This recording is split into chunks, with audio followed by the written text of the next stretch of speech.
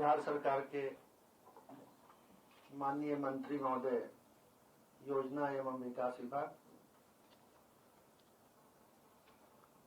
योजना एवं विकास विभाग के अपर सचिव श्री संजीव कुमार जी,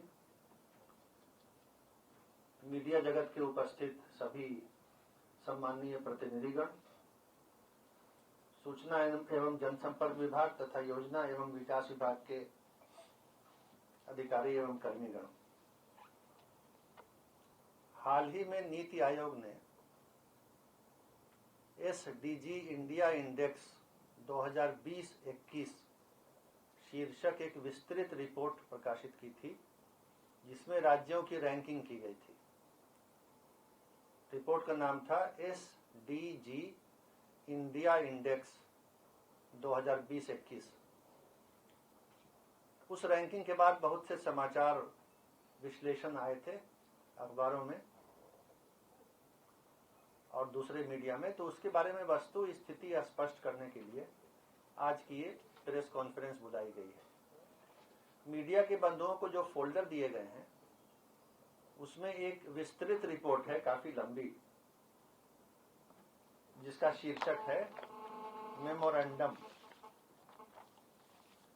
नीति आयोग के द्वारा प्रकाशित एसडीजी इंडिया इंडेक्स 2020-21 विषयक प्रतिवेदन पर बिहार सरकार के द्वारा नीति आयोग की विचारार्थ मेमोरेंडम, ये आपके फोल्डर में है। इसमें 7 पृष्ठ हैं प्रिंटेड। ये मेमोरेंडम उस रिपोर्ट के प्रकाशन के बाद बिहार सरकार ने नीति आयोग को भेजा है विचारार्थ कि इस एसडीजी इंडिया इंडेक्स पर बिहार सरकार का क्या कहना है।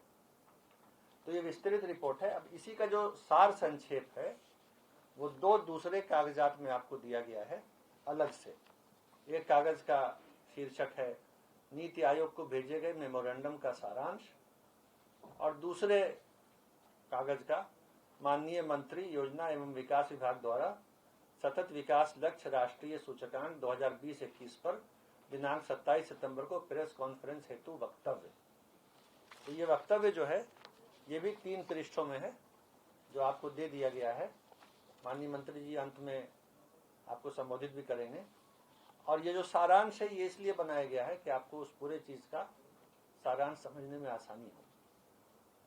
तो मैं पहले सारांश वाले कागज से कुछ महत्वपूर्ण बिंदु आपको बता रहा हूं। सर, पहली बात जो विचारणीय है वो ये है कि बिहार सरकार ने पिछले वर्ष के तुलना में एसडीजी इंडेक्स में प्रगति की है। 2019-20 में जहां बिहार सरकार को उस रिपोर्ट में 50 अंक मिले थे, वहां 2020-21 में 52 अंक मिले हैं। तो बिहार आगे बढ़ा है, ये पहला बिंदु है। उसके बाद ये है कि 15 ऐसे गोल हैं, सस्टेनेबल डेवलपमेंट गोल, अलग अलग चिन्हित हैं और सब में बिहार की रैंकिंग है। शिक्षा, स्वास्थ्य, पेयजल, पर्यावरण, इस तरह के 15 गोल हैं। तो उसमें से 15 में से 10 गोल ऐसे हैं जिसमें बिहार सरकार ने पिछले वर्ष की तुलना में बेहतर प्रदर्शन किया है। और जिन गोल्स में प्रदर्शन बेहतर नहीं है उसका कारण मुख्यतः ये है कि उस गोल में जो क्राइटेरिया लिया गया है वो बिहार की स्थिति को देखते हुए फेयर नहीं है। बिहार के लिए उस क्राइटेरिया को वस्तुतः मीट करना मुश्किल है। क्राइटेरिया में कुछ संशोधन की आवश्यकता है। 5 ऐसे गोल हैं। उसी के बारे में नीति आयोग को लिखा गया है कि जो क्राइटेरिया पर आप रैंकिंग कर रहे हैं वो क्राइटेरिया सारा का सारा बिहार के लिए फेयर नहीं है, न्यायसंगत नहीं है, उसको बदलने की जरूरत है। इसका ब्यौरा उस विस्तृत मेमोरेंडम में है, जिसको आप देख सकते हैं। समय अभाव के कारण उसके बहुत सीमित बिंदुओं पर मैं आपसे मौखिक बात करूंगा।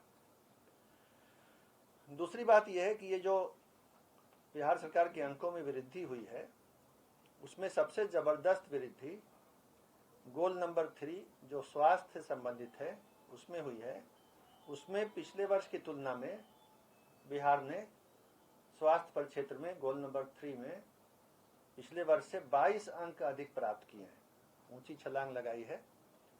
उसी तरह लक्ष्य संख्या 6 जो है गोल नंबर 6, ये शुद्ध पेयजल तथा स्वच्छता, गोल नंबर 6 शुद्ध पेयजल तथा स्वच्छता से संबंधित है। इसमें बिहार पूरे भारत में 91 अंक लाके 5वें स्थान पर रहा है। बहुत उन्नत राज्यों से भी बेहतर 91 अंक लाए हैं 100 में 91 पेयजल और स्वच्छता में। उसी तरह से 9 ऐसे सूचकांक हैं, इंडेक्स हैं, जिसमें बिहार ने 100% लक्ष्य प्राप्त कर लिया है और 25 ऐसे सूचकांक हैं जिसमें राज्य ने 75 से 99 अंक प्राप्त किए हैं। तो 15 गोल हैं और हर गोल में 4, 6 या 8 सूचकांक हैं। 4, 6 या 8 सूचकांक मिल करके एक गोल का स्कोर बनता है। पहले सूचकांक में अंक देते हैं, जैसे हेल्थ है, हेल्थ में कई सूचकांक हैं, उसका अंक दिया जाता है, फिर जोड़ा जाता है तो हेल्थ का जो गोल है उसका अंक बनता है। तो 25 ऐसे हैं सूचकांक जहां बिहार 75 से 99 के बीच में है और 9 ऐसे सूचकांक हैं जहां 100% है, 100 में 100 है। बिहार की जो ओवरऑल डेवलपमेंट की जो गति है विकास की, उसमें पिछले 6 वर्षों में 2014-15 से 2019-20 तक राज्य में प्रति व्यक्ति विकास पर जो खर्चा होता है, पर कैपिटा डेवलपमेंट एक्सपेंडिचर, जो सचमुच विकास का खर्चा है। सरकार का खर्चा 2 तरह का होता है, कुछ विकास के कार्यों पर होता है, कुछ चालू खर्चा तनख्वाह वगैरह पर होता है। तो विकास वाले खर्चे में 17.9% की वार्षिक वृद्धि हर वर्ष 17.9% की वृद्धि पिछले 6 वर्षों से चल रही है, जबकि राष्ट्रीय औसत जो है इसका वृद्धि का 11.6 है। यानी विकास के कार्यों पर जो खर्च है बिहार में वो ज्यादा तेजी से बढ़ रहा है, प्रतिवर्ष 17.9 बढ़ रहा है, जबकि पूरे देश के लिए ये अंक संख्या प्रतिवर्ष 11.6% बढ़ने की है।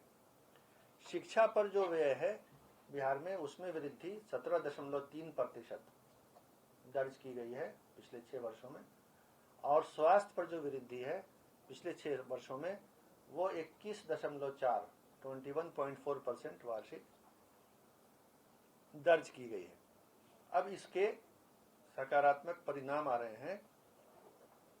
बिहार में जो प्रजनन दर है, अंग्रेजी में इसको प्रजनन दर को टोटल फर्टिलिटी रेट कहते हैं, यानी जो एक कपल होता है जो चाइल्ड बियरिंग एज में होता है, जिसकी एज ग्रुप होती है, वो कितने बच्चे पैदा करता है पूरे जीवन में अपने एक पति पत्नी के बीच में, ये 2011 में ये दर थी 3.6, यानी प्रति माता जो है वो 3.6 बच्चे जन्म देती थी 2011 में। ये घट के 2019-20 में 3.0 हो गई है। उसी तरह से जो लाइफ एक्सपेक्टेंसी एट बर्थ,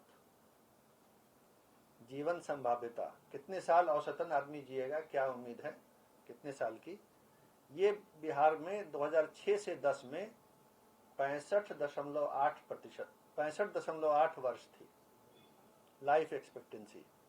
वो 2006-10 के बाद 2014-18 में बढ़ के 65.8 से बढ़ के 69.1, 69.1 वर्ष हो गई, जो राष्ट्रीय औसत के लगभग समान है। राष्ट्रीय औसत जो है अब लाइफ एक्सपेक्टेंसी एट बर्थ का 69.4 वर्ष है, 69.4, और बिहार में 69.1 है। तो जो भी सीमित संसाधन है बिहार में, उसमें लक्ष्य को प्राप्त करने के लिए तेजी से प्रयास चल रहा है और कोशिश हो रही है। लेकिन विभिन्न सूचकांकों को प्राप्त करने में बिहार सरकार को जो कठिनाई है, क्योंकि वो सूचकांक सही ढंग से निर्धारित नहीं किए गए हैं, ये बिहार सरकार ने जो बताया है नीति आयोग को, उसमें से कुछ बिंदु मैं आपके सामने रख रहा हूं। जैसे पहला जो गोल है उसमें एक सूचकांक है percentage of population below poverty line, गरीबी रेखा से नीचे आबादी का प्रतिशत। 2011-12 वर्ष में जो प्रतिशत था वो अभी तक चला आ रहा है 2020-21 तक, क्योंकि नए आंकड़े 2011-12 के बाद आए ही नहीं है। तो बिहार ने ये लिख के भेजा है कि इसको पहले तो गरीबी रेखा से नीचे आबादी के प्रतिशत का लेटेस्ट आंकड़ा प्रकाशित किया जाए, ताकि पता चल सके कि गरीबी जो है वो कम हुई है। बिहार में भी कम हुई है, लेकिन वो आंकड़ा कैप्चर नहीं हो रहा है, तो हमारा परफॉर्मेंस जो है पुराने आंकड़े पर खराब दिख रहा है। अगर अच्छा आंकड़ा नया होगा अप टू डेट तो हमारा परफॉर्मेंस भी अच्छा होगा। उसी तरह से एक गोल संख्या 2 में, गोल संख्या 2 है जीरो हंगर, भूख का खात्मा। इसमें कहते हैं कि प्रति कृषि श्रमिक पर एग्रीकल्चरल वर्कर कितना उत्पादन हो रहा है। तो बिहार में चूंकि एग्रीकल्चर वर्कर बहुत हैं, आबादी बहुत है, जनसंख्या घनत्व बहुत है, इसलिए प्रति कृषि श्रमिक तो ये कम आएगा, लेकिन टोटल में हम लोगों ने कृषि में काफी अच्छा परफॉर्मेंस किया है। सभी फसलों की उत्पादन और उत्पादकता बढ़ी है और काफी कुछ इसमें बिहार को इनाम भी मिले हैं। तो इस वजह से अगर आप उसको जनसंख्या पर और कृषि श्रमिक की संख्या पर भाग देके देखिएगा तो आबादी का घनत्व तो अधिक है, तो हमको वो आंकड़ा कम आता है। लेकिन हमारी कृषि की जो विकास दर रही है, उत्पादकता की विकास दर रही है, वो देखना चाहिए। तो ये बात लिख के भेजी गई है नीति आयोग को। उसी तरह गोल संख्या 8 में एटीएम पर लाख पॉपुलेशन, बैंक का कैश निकालने के लिए जो एटीएम मशीन है बिहार में प्रति लाख कितनी है, ये देश का जो औसत है उससे कम है। देश में 1 लाख पर जितने एटीएम है अन्य राज्यों में, बिहार में कम है।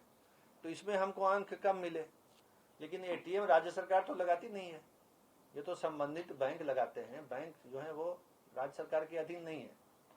तो ये चीज इसमें आनी नहीं चाहिए, या तो उसको एटीएम उससे लगवाया जाए, क्योंकि राज्य की आलोचना होती है। तो ये भी उसमें लिखा गया है कि एटीएम वगैरह का फॉर्मूला जो है वो बिहार के लिए न्याय संगत नहीं है। उसी तरह से गरीबी दर जो है बिहार की वो 2004-05 से 33.7% थी, और ये जो 2004-05 में 33.7 नहीं थी, क्षमा कीजिएगा, 54.4% थी। गरीबी दर बिहार की 2004-05 में 54.4% थी, 2011 में घट के 33.7% आ गई थी। तो काफी हमने सुधार किया था, 21.6% की कमी आई अगर घटाएं उसको। तो राष्ट्रीय स्तर पर यह कमी जो है गरीबी दर में मात्र 12.5% रही है इस अवधि में। अंतिम आंकड़े तो 2011 के हैं, उसके बाद का आया नहीं। तो 2011 को अगर 2004 से कंपेयर करें तो बिहार सरकार ने 21.6% घटाई गरीबी, राष्ट्रीय स्तर पर 12.5% घटाया गया। लेकिन एसडीजी की रैंकिंग में इस चीज को स्थान ही नहीं दिया गया है, इस बात की गणना ही नहीं की गई है। एक और क्राइटेरिया रखा गया है एसडीजी इंडेक्स में कि राज्य में वन क्षेत्र का आच्छादन कितना है। तो लक्ष्य जो दिया गया है राज्य को कि जितनी यहाँ भूमि है, हर तरह की भूमि मिला के जो रकबा है, उसका 33% वन से आच्छादन होना चाहिए। अब ये बिहार में ये संभव नहीं है। बिहार में जो जनसंख्या है उसका घनत्व 1106 व्यक्ति प्रति स्क्वायर किलोमीटर, राष्ट्रीय औसत जनसंख्या का मात्र 382 व्यक्ति प्रति स्क्वायर किलोमीटर। तो राज्य में ऐसे भी वन कम है, बहुत से ऐसे राज्य हैं जहां वन का पहले से अधिक घनत्व है, जैसे नॉर्थ ईस्ट के राज्य हैं, या उत्तराखंड के हैं, या हिमाचल के हैं। तो राज्य में संभव भी नहीं है कि 33% जमीन को वन क्षेत्र से आच्छादित करके लक्ष्य प्राप्त कर लिया जाए। हम कर ही नहीं पाएंगे, क्योंकि बहुत सारी जमीन खेती की है, आबादी है, शहर और गांव है, और खेती वाले तो खेती पर निर्भर करेंगे। खेती की जमीन में तो वन नहीं लगाया जा सकता है। तो ये भी राज्य सरकार ने लिखा है कि ये जो लक्ष्य आप हमको दे रहे हैं 33%, और ये लक्ष्य जो है पूरा नहीं हो रहा है तो आप हमारी रैंकिंग लो कर रहे हैं। हालांकि राज्य में वन का आच्छादन ऐसे बढ़ा है, जो सरकार ने अभियान चलाया है वृक्षारोपण का, और झारखंड जो बटा था उस समय जो वनों का यहाँ पर क्षेत्रफल था, और अभी जो है उसमें वृद्धि हुई है, लेकिन 33% यहाँ होने वाला नहीं है। तो ये भी पॉइंट आउट किया गया है। उसी तरह से जो पिछला रिपोर्ट थी एसडीजी की 2020-21 में, और उसके पहले 2018 और 2019 में 2 रिपोर्टें और आई थी। पहली रिपोर्ट आई थी 2018 में, वहां भी रैंकिंग थी। 2019 में रिपोर्ट आई थी, उसमें भी बिहार को रैंक मिला था, और 2021-20 में जो आई उसमें भी मिला है। तो उसमें कुछ बहुत अच्छे सूचकांक थे पुरानी वाले वर्षों में, जिसको हटा दिया गया है, और उसकी जगह नए ऐसे सूचकांक डाल दिए गए हैं जो बिहार की स्थिति को सही ढंग से, अच्छे ढंग से नहीं दर्शाते हैं। तो इस तरह से जैसे बिहार में जो वन क्षेत्र में बढ़ोतरी हुई है, तो जो बढ़ोतरी हुई है उसको लेना चाहिए था, उसको कैप्चर करना चाहिए था, ताकि हमारी रैंक अच्छी होती। जैसा कि मैंने आपको बताया, ये भी एक मामला है जिस पर ध्यान देने की जरूरत है, और जिसमें अब जैसे शिक्षा की बात होगी। अब शिक्षा में देखिए कि राज्य में जो साक्षरता दर थी वो 2001 में 47% थी। साक्षरता 2001 की साक्षरता मात्र 47% थी। कुल आबादी के सिर्फ 47% लोग साक्षर थे। अब ये 2011 में बढ़ के 61.8% हो गई। जबरदस्त वृद्धि हुई। ये वृद्धि महिला साक्षरता में भी हुई। पुरुष साक्षरता में 14.8% की वृद्धि हुई, महिला साक्षरता में 17.9% की हुई। उसी तरह से वर्ष 2011 की जनसंख्या में जो गरीबी का सूचकांक था वो भी जो है सुधर गया है, लेकिन उसको मानक में ले नहीं रहे हैं। बिहार में शिक्षा के क्षेत्र में संस्थागत विकास हुआ है। ग्रॉस इनरोलमेंट रेशियो बढ़ा है, खासतौर से महिलाओं का जो ग्रॉस इनरोलमेंट रेशियो है GER वो बढ़ा है। प्रारंभिक शिक्षा में छीजन दर को खत्म किया गया है। तो ये सब चीजें SDG इंडेक्स में शामिल नहीं है, वो शामिल होना चाहिए। जो नवजात मृत्यु दर होती है, इन्फेंट मोर्टेलिटी रेट, ये 15 से 2018 के बीच इसमें 10 अंक की कमी आई है, घटी है इन्फेंट मोर्टेलिटी रेट नवजात शिशुओं में। SDG इंडेक्स में इसको शामिल ही नहीं किया गया है। अगर इन्फेंट मोर्टेलिटी को शामिल किया जाए SDG इंडेक्स के कैलकुलेशन में, गणना में, तो बिहार का रैंक कहीं अच्छा आएगा। तो ये बात भी लिख के भेजी गई है, उसको आप देखेंगे मेमोरेंडम में शामिल है। जो टीकाकरण का प्रतिशत है, 12 से 23 माह के बच्चों का जो पूर्ण टीकाकरण का प्रतिशत है, ये 2005-06 में बिहार में मात्र 32.8% था बच्चों का टीकाकरण, और 2015-16 में बढ़ के 61.7 हो गया। 19-20 में 71% हो गया, 71%। यानी 2005 में 32.8% टीकाकरण, 15-16 में 61.7 और 19-20 में 71 अब ये टीकाकरण जो बच्चों का है, ये 2018 के इंडेक्स में नीति आयोग ने शामिल किया था, उसके बाद हटा दिया। तो जिसमें हमारा राज्य अच्छा कर रहा है, सुधार पर सुधार हो रहा है, वो सूचकांक ही अगर हटा देंगे तो हमारा रैंक फिर ऊपर कैसे बढ़ेगा। शिक्षा में जो नवाचारी प्रयास हुए हैं, आप जानते हैं, 10वीं और 12वीं बोर्ड की परीक्षाओं में परीक्षार्थियों की संख्या में वृद्धि हुई है। 2005 में बिहार बोर्ड की परीक्षा में कुल 5.6 लाख परीक्षार्थी शामिल हुए थे। 2005 में 5.6 लाख, और 2020 में बढ़ के 14.94 लाख हो गए। तो जबरदस्त जंप हुआ है। इसकी वजह यह है कि राज्य सरकार के प्रयास से स्कूलों में नामांकन बढ़ा है, लेकिन जो गोल संख्या 4 है शिक्षा वाला, उसमें इसको शामिल ही नहीं किया गया है। इसको शामिल किया जाना चाहिए। जो इंफ्रास्ट्रक्चर है वो भी आप जानते हैं कि उसमें बहुत काम हुआ है। प्रति लाख जनसंख्या जो पथ है, 2003 में 1 लाख जनसंख्या पर मात्र 91 किलोमीटर पथ थे। 2003 में 91 किलोमीटर, और 2017 में ये बढ़ के 181 किलोमीटर प्रति लाख हो गए, यानी लगभग डबल। उसी तरह से ग्रामीण पथ जो थे 2015 में, ये 2015 में ग्रामीण पथ थे 48,794, 48,794 किलोमीटर, और ये 2019 में, यानी मात्र 4 साल में, 2015 से 2019 में 48,000 से बढ़ के 92,204 किलोमीटर हो गए, 92,204 किलोमीटर। यानी 4 साल में ग्रामीण पथों की लंबाई डबल हो गई। 7 निश्चय योजना में काम हुआ।